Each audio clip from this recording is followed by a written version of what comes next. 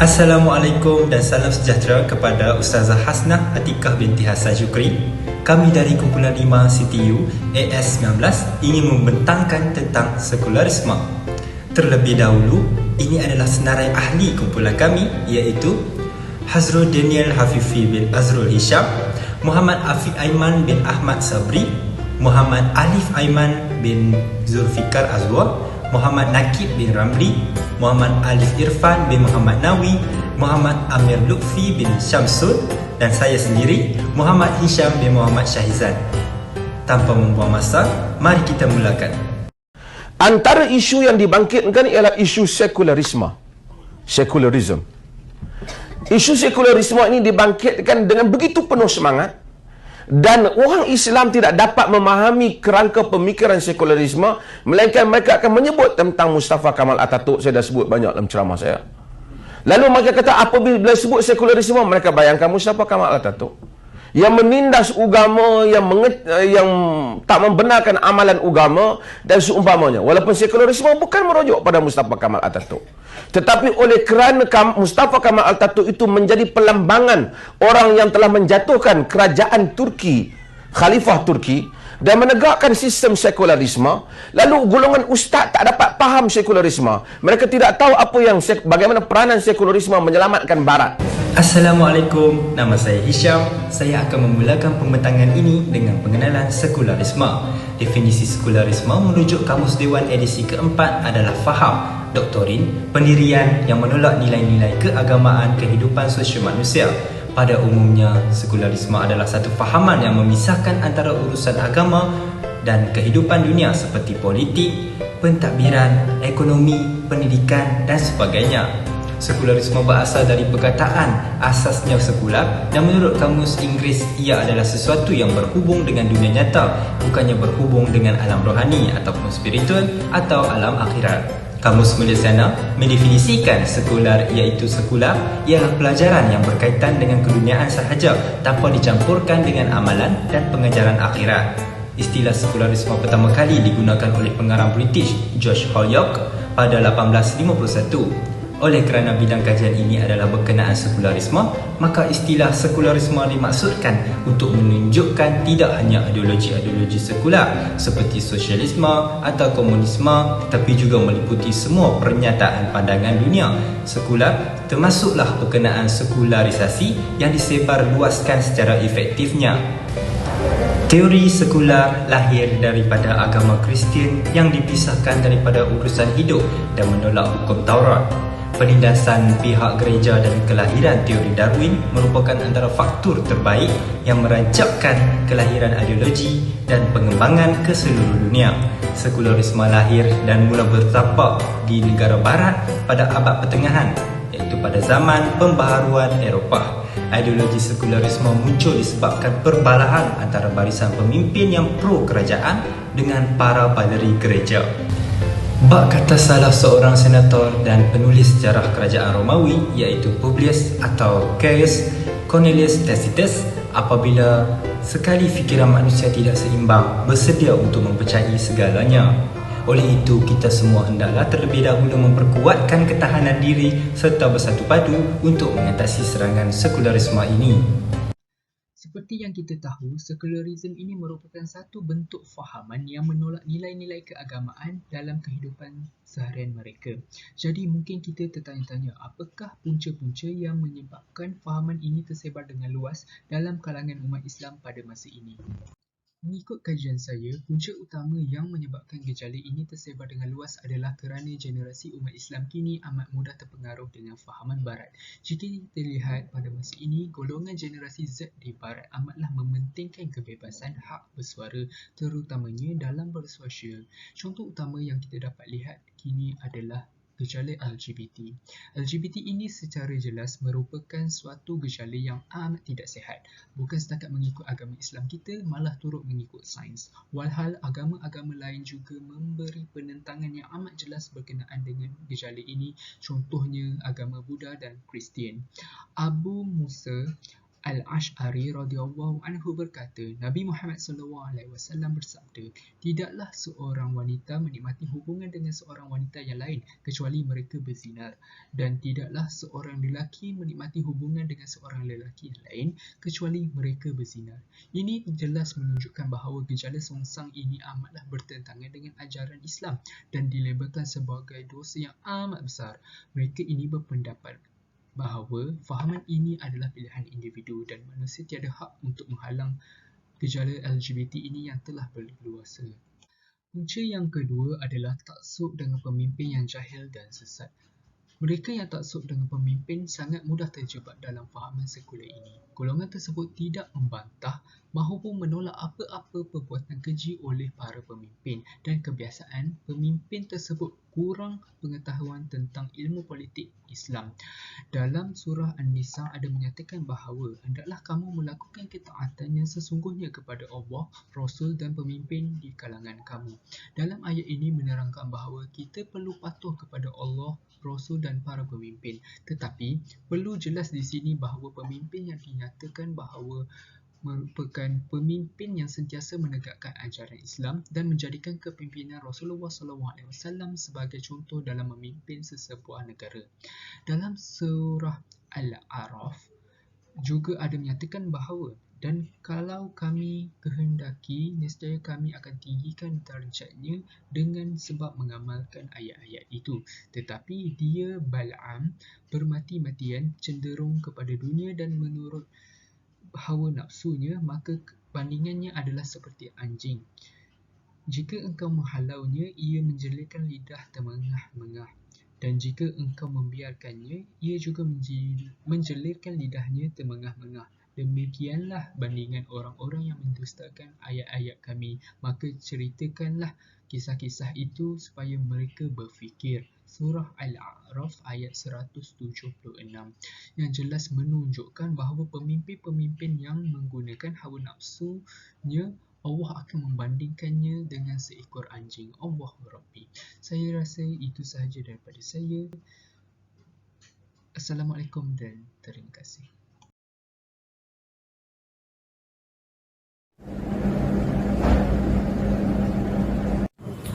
Assalamualaikum warahmatullahi wabarakatuh. Seterusnya, kesan sekularisme terhadap ekonomi negara. Sekularisme ini akan menyebabkan sistem ekonomi negara kita berubah dan mengikut jejak langkah ekonomi barat, iaitu mengikuti sistem ekonomi kapitalisme. Apakah itu kapitalisme? Kapitalisme ini memberi perhatian lebih kepada kekayaan dan keuntungan semata-mata dan perkara-perkara duniawi. Mereka tidak mengambil peduli tentang isu halal dan haram seperti riba, gharar dan judi. Perkara ini juga semakin berluasa di negara kita sejak akhir ini disebabkan inflasi ekonomi. Ini adalah bukti yang menyatakan kes-kes ini semakin berleluasa di negara kita. Selain itu, isu monopoli juga merupakan satu perkara yang serius yang semakin kerap berlaku pada masa kini. Sebagai contoh, peniaga ayam yang memonopoli ayam tersebut dan menjualnya pada harga yang tinggi kepada pengguna, dan akhirnya ini akan memberi kesan yang buruk pada pembeli di seluruh negara.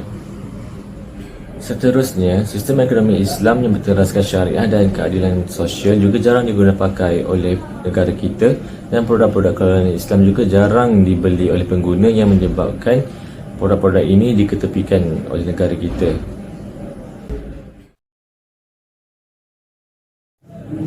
Seterusnya, kesan sekularisme terhadap perundangan negara. Idea sekularisme ini akan menyebabkan sistem perundangan negara kita akan terbahagi kepada dua, iaitu undang-undang sivil dan undang-undang Islam.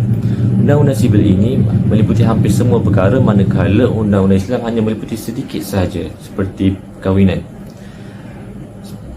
Idea sekularisme ini telah membahagikan dua perkara ini yang sepatutnya menjadi satu. Malaysia juga menggunakan dua bentuk mahkamah, iaitu mahkamah syariah dan mahkamah biasa atas faktor sekularisme di Malaysia. Sebagai contoh, di Turki, pada zaman dahulu, mereka berusaha untuk mensekularkan undang-undang mereka sedikit demi sedikit, dan akhirnya undang-undang mereka menjadi sekular sepenuhnya, dan undang-undang khilafah Islam sudah terlerai mulai pada tahun 1937. Bagi negara-negara yang mengamalkan sistem perundangan Islam, mereka akan menghadapi tantangan yang kuat daripada pihak barat melalui media sosial dan akhbar-akhbar seperti yang berlaku di Brunei yang mengamalkan undang-undang syariah. Ini adalah salah satu akhbar yang dikeluarkan oleh pihak barat yang menyatakan bahawa Brunei mengamalkan sistem perundangan yang ketinggalan zaman dan tidak mematuhi hak asasi manusia dan dianggap berbahaya kepada penduduk negara tersebut. Ini merupakan salah satu tentangan daripada pihak barat terhadap perundangan Islam.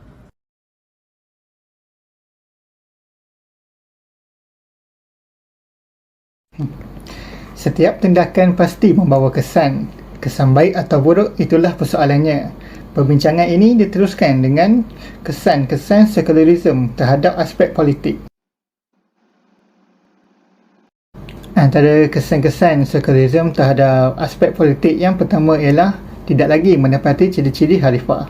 Khalifah merupakan satu gelaran yang diberikan kepada ketua negara Islam selepas Nabi Muhammad SAW dalam bidang pengurusan dan pentadbiran.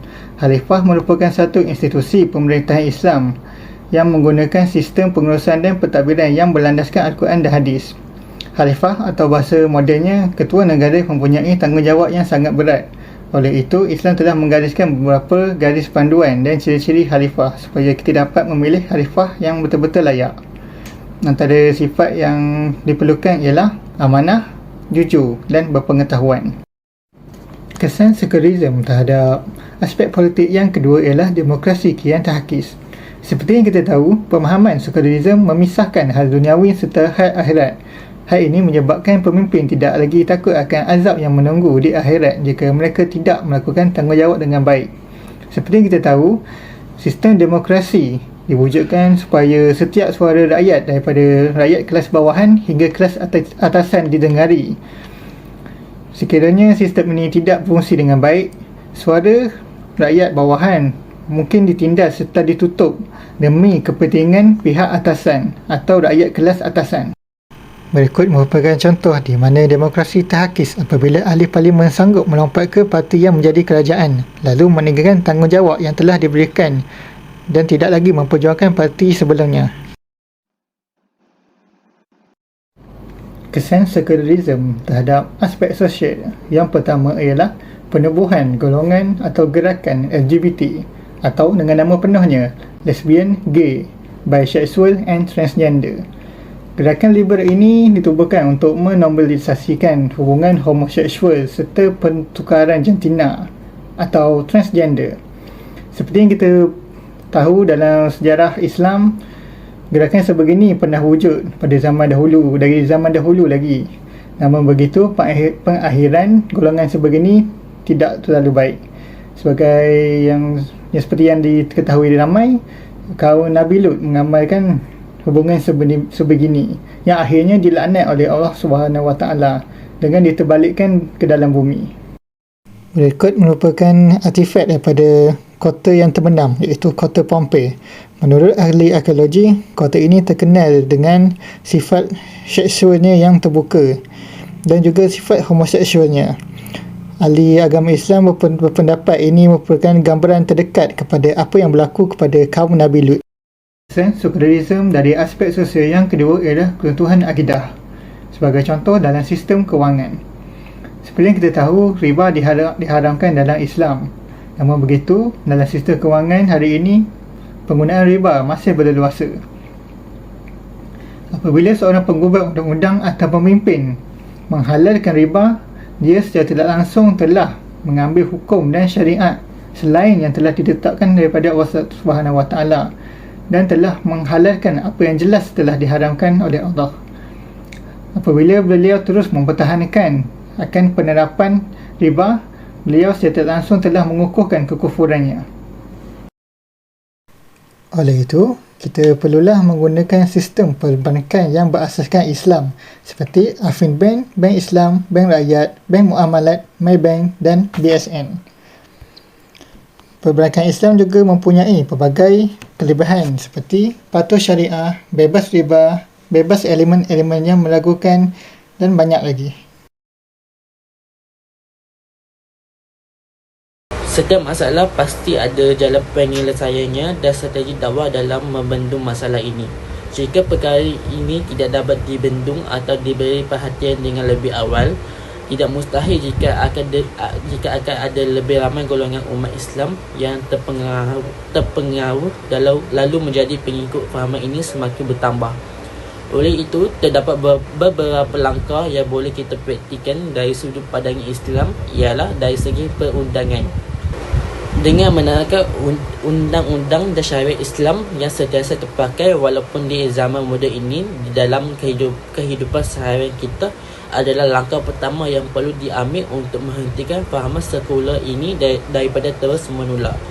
Kita sebagai umat Islam bertanggungjawab untuk mempercayai bahawa undang-undang yang telah wujud sejak azali adalah satu undang-undang yang tidak akan luput mengikut peredaran masa, malah lebih sempurna daripada undang-undang jenayah sivil.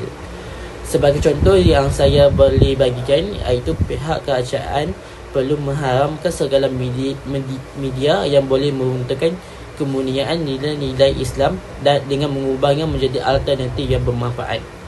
Selain itu, yang kita boleh lihat, konsep pengampunan juga terdapat dalam hukuman mati. Tetapi di dalam undang-undang Islam mengatakan perlu ada saksi yang perlu dipercayai dalam kes zina bagi mengelak memfitnah masa tersebut, dan kes kecurian perlu disiasat secara menyeluruh bagi mengelakkan menganiaya orang yang tidak bersalah. Ini menunjukkan dengan betapa jelas bahawa undang-undang yang ditetapkan dalam Islam meliputi sebuah bentuk jenayah, termasuk jenayah sivil, dan tidak hanya tertumpu kepada isu yang dikaitkan dengan jenayah syariah yang sering dianggap sebagai isu berkaitan undang-undang syariah. Langkah seterusnya yang kita boleh ambil ialah dari segi pendidikan. Berdasarkan artikel ini, Presiden PAS iaitu Datuk Seri Abdul Hadi Awang berkata bahawa sekularisme ini merupakan ajaran sesat dan perkara itu sangat berbahaya kerana amalan mereka yang terlalu bebas tanpa mempedulikan soal perhitungan dosa dan pahala yang ditekankan dalam agama Islam. Menurut beliau, ajaran sesat itu dibawa masuk oleh para penjajah ke dalam masyarakat Islam ketika penalukannya dengan pelaksanaan strategi untuk membuang kuasa agama Islam dalam urusan dunia, khususnya dalam pentadbiran negara. Beliau juga berkata walaupun penjajah asing telah keluar daripada tanah air umat Islam selepas diberi kemerdekaan, namun mereka meninggalkan suatu bentuk ajaran sesat di bekas tanah jajahannya dan menyebabkan sekularisme itu terus berkuasa sehingga mempengaruhi sistem pelajaran, pendidikan dan media yang menyesatkan.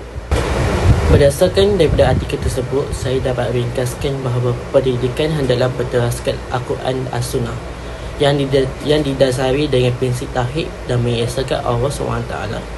Hal ini kerana gagalnya meletakkan Al-Quran dan As-Sunnah sebagai satu perkara penting di dalam pendidikan akan membawa kepada kegagalan untuk membentuk saksi yang Muslim yang komited dengan tuntutan agama. Sebagai contoh, ulama Islam perlulah mengadakan kelas-kelas pengajian agama dan berusaha memberi gambaran sebenar kepada umat Islam dalam pelbagai cara seperti penulisan ilmiah, ceramah, katalog dan sebagainya tentang bahayanya sekularisme ini, dan mengajar mereka agar dapat menguasai segala ilmu dan prinsip-prinsip Islam supaya mereka tidak jahil tentang ilmu agama. Selain itu, ulama Islam mestilah menghidupkan sunnah dalam kehidupan dan menzahirkan keunggulan Islam dengan bersatu menolak dan mengkritik para intelektual sekular agar fahaman mereka tidak menular dalam fikiran umat Islam. Tanpa ilmu Islam di dalam sistem pendidikan, masyarakat akan lebih cenderung untuk hidup dalam kemudahan sekaligus mengalami kemunduran moral yang jelas akan berlalu rasa. Seterusnya, antara langkah yang boleh diambil kira untuk mencegah fahaman sekularisme dalam pandangan Islam iaitu dari segi politik. Apabila politik itu dianggap sama sekali tiada kaitan dengan agama, maka politik itu boleh dirosakkan. Termasuklah juga dengan ahli politik yang juga ikut bersama. Inilah yang menjadi penyakit yang kronik kepada fahaman sekularisme yang menular dengan segala ideologinya. sekalipun perubahan yang dibawa ataupun reformasi yang dilakukan oleh para pemikiran ataupun golongan sedemikian. Pemerintah seharusnya mencerminkan pribadi yang mulia dan menunjukkan akhlak yang baik seiring dengan fahaman Islam, kerana Islam sangat menitik beratkan hal ini. Islam juga mewajibkan para pemimpin untuk mencukupi syarat seperti syarat bermoral tinggi disambung dengan syarat keimanan, keilmuan serta kelayakan dari segi jasad, ruh dan akal. Seorang individu yang fasik ataupun yang tidak berakhlak adalah haram dilantik sama sekali untuk menjadi pemimpin dan memegang apa-apa jawatan yang penting dalam sesebuah kerajaan. Selain daripada itu, pemimpin haruslah mengamalkan politik yang bersih yang berlandaskan syariat Islam. Islam mengharamkan diktatorship, iaitu pemerintah kuku besi, seperti mana yang dijalankan oleh pemerintahan zaman Fir'aun dahulu kala.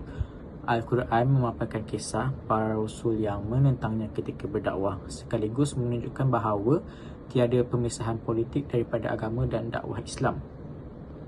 Konsep yang diharamkan itu seiring sekali dengan wujud dalam pemerintahan sekularisme, termasuk dalam sistem demokrasi. Di sini saya akan menunjukkan sedikit contoh berkaitan isu semasa berkaitan sekularisme yang ada di Malaysia dari segi sosial.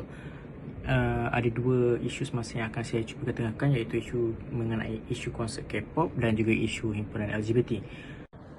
Seterusnya, dari segi sosial pula, masyarakat haruslah mencegah aktiviti yang berunsurkan dengan fahaman sekular seperti fahaman dan gerakan LGBT, iaitu lesbian, gay, bisexual dan transgender. Pihak berkuasa seharusnya mencari kaedah yang berkesan untuk membantas gejala-gejala sebegini supaya tidak menular dan merosakkan generasi baru yang akan datang. Bagi membendung nilai-nilai yang bercanggah dengan agama dan budaya kita ini, antara langkah awal yang boleh diambil kira adalah dengan mengharamkan sebarang promosi gaya hidup LGBT bersama dengan konteks-konteks yang lain seperti pedofilia dalam konteks undang-undang, iaitu sama ada melalui kanun kesiksaan, Akta Multimedia dan Komunikasi 1998, Akta Percetakan dan Penerbitan 1984 dan juga Akta Hasutan 1948 atau lain-lain akta. Bagi masyarakat Islam pula, pindaan ke atas enakmen syariah negeri-negeri yang sedia ada berhubung dengan kesalahan homoseksualiti dan juga tasyabuh, iaitu lelaki yang berlagak seperti perempuan, perlu turut dimasukkan dalam larangan promosi gaya hidup ini. Mereka juga perlu dididik dengan tanpa menggunakan sebarang kekerasan sebagai langkah untuk mendapatkan kepercayaan mereka, supaya mereka boleh menerima teguran ini dengan hati yang terbuka.